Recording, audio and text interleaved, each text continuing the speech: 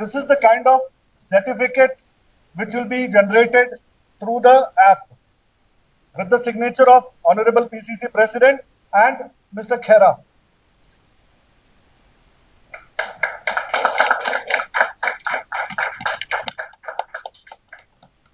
Come on, take it. Yes.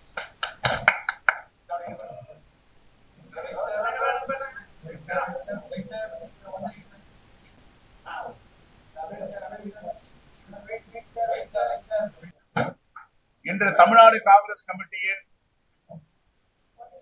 வேளாண்மை விவசாய அணி சார்பாக QR கோடு முறையில் விவசாய பெருங்குடி மக்களை ஒன்றிணைக்கின்ற நிகழ்ச்சி இங்கே துவக்கி வைக்கப்பட்டிருக்கிறது. கட்டணம் இல்லாமல்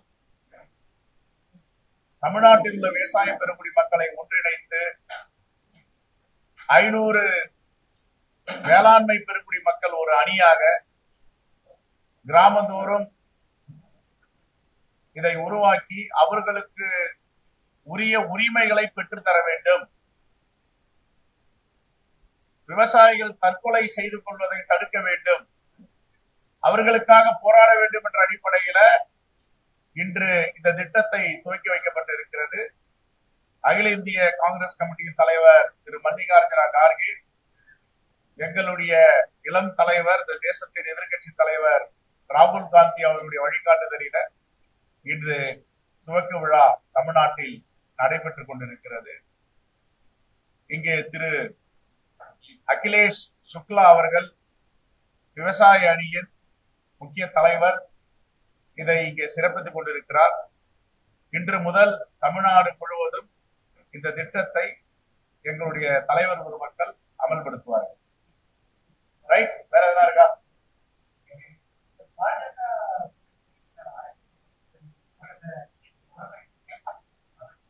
அவங்க தமிழ்நாட்டுக்காக பாஜக கட்சி நடத்தல, தமிழ்நாடு அல்லாத பிற மாநிலங்கள் பாஜக எங்கெங்க மாநிலங்கள் இருக்கோ அந்த மாநிலங்களுக்காக அவங்க தமிழ்நாட்டுல ஒரு யூனிட் வச்சிருக்காங்க கட்சி. தமிழ்நாட்டு உரிமையை பற்றி பேச மாட்டார்கள், தமிழ்நாட்டு நலனை பற்றி பேச மாட்டார்கள், தமிழ்நாட்டு மக்களுடைய வரி பணத்தில் அங்க ஒன்றிய அரசிடம் கொடுப்பதை தமிழ்நாட்டுக்கு உரிய பங்கை பெற்று தருவதற்காக பேச மாட்டார்கள். அவர்கள் கொடுக்கவில்லை என்றாலும் பரவாயில்லை, இதற்கு முன்பு கொடுத்த பணத்தை செலவழித்தார்களா என்று கேள்வி கேட்பார்கள்.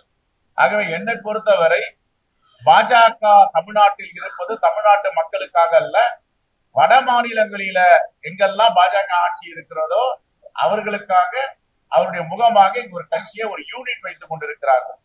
உண்மையிலேயே தமிழ்நாட்டுக்காக இருக்கின்ற பாஜக ஒரு கட்சி இருக்கிறது என்றால் தமிழ்நாட்டு நலனை பாதுகாப்பதில் அக்கறை உள்ள கட்சியாக இருக்க வேண்டும். 100 ஆண்டுகள் வராத காற்றாற்று மழை, பெரு வெள்ளம் கடந்த ஆண்டு வந்தது. இதுவரை எவ்வளவு நிதி கொடுத்தார்கள்? பேரிடர் நிதியும் கொடுக்கவில்லை, இழப்பு நிதியும் கொடுக்கவில்லை. அப்படி என்றால் பாஜக ஏன் குரல் கொடுத்து இதை பெற்றுத்தரவில்லை? கல்வி, புதிய கல்விக் கொள்கை திட்டத்தை ஏற்றுக்கொண்டால்தான், கையொப்பமிட்டால்தான் நாங்கள் கல்வித்துறைக்கு உள்ள பள்ளி கல்வித்துறைக்கு உள்ள பணத்தை கொடுப்பேன் என்று சொல்லுகிறார்கள். ஏன் இதற்காக போராடி பெற்றுத்தரவில்லை? தமிழ்நாட்டில் பள்ளி கல்வித்துறையில் படிக்கின்ற மாணவ மாணவிகள் தமிழ்நாட்டு குழந்தைகள் தானே. எதற்காக பாஜக தலைவர்கள் இதை தட்டி கேட்க மறுக்கிறார்கள் அல்லது உரிமை தொகையை கேட்டு வாங்குவதற்கு குரல் கொடுக்க மறுக்கிறார்கள்? இதுதான் கேள்வி. அப்ப தமிழ்நாட்டுக்காக இருந்த பாஜக இருந்தா தமிழ்நாட்டு நலனுக்காக குரல் கொடுக்கணும், தன்னுடைய கருத்தை சொல்லணும். அவங்க ஒரு டெமோக்ராட்டிக் கண்ட்ரியில ஒரு ஆல் பார்ட்டி மீட்டிங் நடக்குதுன்னா உங்க கருத்தை சொல்லுங்க, சரின்னு சொல்லுங்க இல்ல தவறுன்னு சொல்லுங்க, டீலிமிட்டேஷன் பண்ண போறாங்கன்னு சொல்லுங்க இல்ல பண்ணலன்னு சொல்லுங்க, எதா சொல்லணும்ல. நான் கருத்தையே பதிவு பண்ண மாட்டேன்னா அப்ப தமிழ்நாட்டுக்கான கட்சி அவங்கள்ட்ட அனைத்து கட்சிகள பங்கேற்கிறாங்க.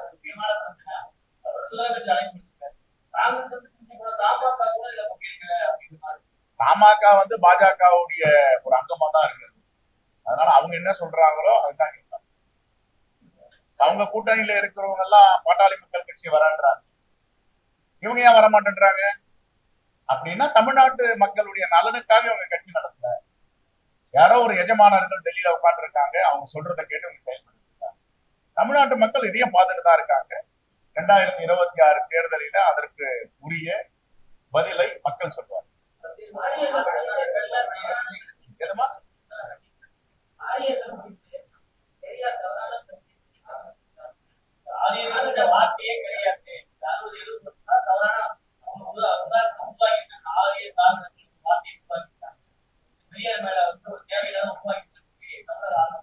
ஆளுநர் ரவி வந்து அவர் படிச்சுட்டு வந்து பேசுறாரா படிக்காத பேசுறாரா சொல்றாரு. அவர் பேசின பேச்சுக்கள் எல்லாம் கொஞ்சம் அப்படி பின்னாடி பின்னோக்கி பாருங்க. இந்த உலகம் படைக்கப்பட்டது ரிஷிகளால் வேதங்களால் உண்மையாது. அவருடைய தலைவர் டெல்லியில சொல்றாரு, நான் பயாலஜிக்கல் மேன் இல்ல, நான் நான் பயாலஜிக்கல் மேன். நாமெல்லாம் இங்க இருக்கிற பத்திரிகையாளர் நண்பர்கள் ஊடகங்கள் சார்ந்தவர்கள்லாம் இந்த தாய் தந்தை தான் நமக்கு இந்த உருவத்தை கொடுத்தாங்கன்னு சொல்றோம். அவங்க என்ன சொல்றாங்க, தாய் தந்தை எல்லாம் கிடையாது, ரிஷிகளும் வேதங்களும் தான் அந்த உருவத்தை கொடுத்துருக்காங்க. அதனால மூட நம்பிக்கை உள்ளவர்கள் இப்படிதான் பேசுறாங்க.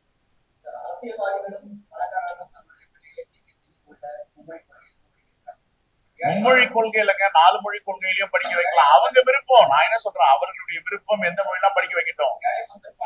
சார், ஏழை மக்கள் யாரும் படிக்க வேண்டாம். இப்ப இந்தி பிரச்சார சபா டிநகர்ல இருக்கு. இந்தி பிரச்சார சபா போயிட்டு யாராவது மூடுறாங்களா? மூடணும்னு சொல்றாங்களா? இந்தி பிரச்சார சபால நிறைய பேர் படிக்கிறாங்க. நாங்க என்ன சொல்றோம், எங்க குழந்தைகளுக்கு என்ன படிக்க வேண்டும், எந்த பாடத்தை விருப்ப பாடமாக எடுக்க வேண்டும் அவங்களுக்கு தெரியும். அவங்க முடிவு பண்ணணும். நீங்க திணிக்காதீங்க, என்போர்ஸ் பண்ணாதீங்க, போர்ஸ் பண்ணாதீங்க. அதை நாங்க முடிவு பண்ணிக்கிறோம்னு சொல்றோம். அது நீங்க யார் எடுத்துட்டு வருது எங்களுக்கு தெரியாது. அதை நாங்க முடிவு பண்ணுவோம். பள்ளி கல்வித்துறை வந்து தமிழ்நாடு அரசுடைய துறை. எங்க குழந்தைகளுக்கு எது தேவைன்னு அரசு முடிவு பண்ணா எங்க குழந்தைகள் முடிவு பண்றாங்க. நீங்க திணிக்காதீங்க எந்த உடை போடணும், என்ன உணவு சாப்பிடணும், என்ன கல்வியை படிக்கணும். இந்த கல்வி இருமொழி கொள்கையை படிச்சவங்க தான் இன்னைக்கு நாசால விஞ்ஞானியா இருக்காங்க. மயில்சாமி அண்ணாதுரை ராக்கெட் விட்டுட்டு இருக்காரு. அப்துல் கலாம் இருமொழி கொள்கை பிடித்தவர் தான் ஜனாதிபதியா இருந்தார், மிகப்பெரிய விஞ்ஞானியா இருந்தாரு. சுந்தர் பிச்சை இன்னைக்கு கூகுள் நிறுவனத்துடைய சிஇஓ வந்து இருமொழி கொள்கையை படிச்சவர் தான். இன்னைக்கு முத்துவேல் வீரமுத்து ராக்கெட் விட்டார், அவரும் இருமொழி கொள்கை விழுப்புரம் ஸ்கூல்ல படிச்சவர் தான். இருமொழி கொள்கையில படிச்சவங்க தானே இன்னைக்கு மிகப்பெரிய ஜாம்பவன்களாக மிகப்பெரிய விஞ்ஞானிகளாக இருக்காங்க. என்ன குறை இருக்குதுல?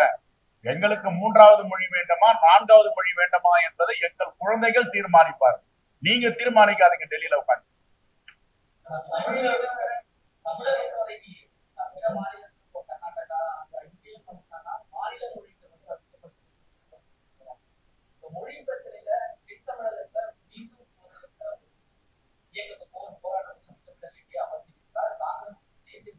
இல்ல, அது பாஜக வந்து அதுக்கெல்லாம் இடம் கொடுத்துடக்கூடாது. அதுக்கெல்லாம் இடம் கொடுத்துடக்கூடாதுன்னு சொல்றோம். எங்கள் மொழி நாங்க வந்து தீர்மானிப்போம். எங்க குழந்தை எதை படிக்கணும்னு தீர்மானிப்பாங்க. அவங்க வந்து எங்களை டிக்டேட் பண்ண வேண்டாம், போர்ஸ் பண்ண வேண்டாம். Right, thank you.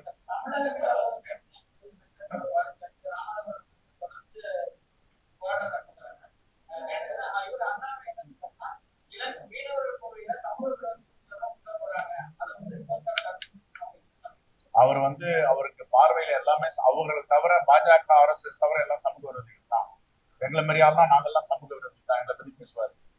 அதே மாதிரி மீனவர்கள் எல்லாம் ஸ்மக்லிங் பண்றவங்கன்னு பேசியிருக்காரு. அப்ப மீனவ சமூகம் எல்லாம் ஸ்மகிள் பண்றவங்களா? அதனால மீனவர்கள் கிட்ட வாக்கு கேட்கும் போது அவங்க அவருக்கு கேள்வி கேட்பாங்க, ஒரு பதில் சொல்லுங்க. என்ன பேசணும்னு தெரியாம எல்லாரையும் எடுத்தறிஞ்சு பேசுறது ஒரு 2-3 பேர் இறங்கி இருக்காங்க தமிழ்நாட்டுல. இதெல்லாம் தமிழ்நாட்டு மக்கள் உரிய பதில் சொல்லுவாங்க. தேங்க்யூ.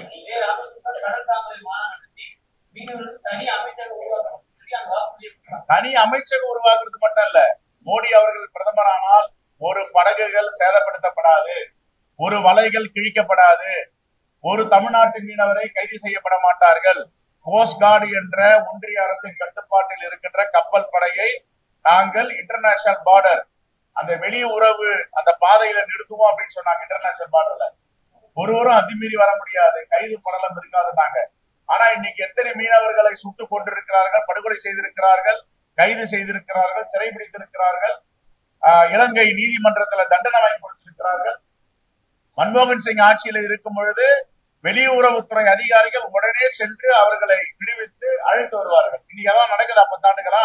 இதான் பாஜக. மீனவர்கள் புரிந்து வைத்திருக்கிறார்கள், தமிழ்நாட்டு மக்களும் புரிந்து வச்சிருக்காங்க. அதனாலதான் இங்க பாஜகவுடைய சித்து விளையாட்டு தமிழ்நாட்டில் எடுபடாது என்றுதான் கலகங்களிலும் குழப்பங்களையும் ஏற்படுவதில் முயற்சி செய்து வருகிறார்.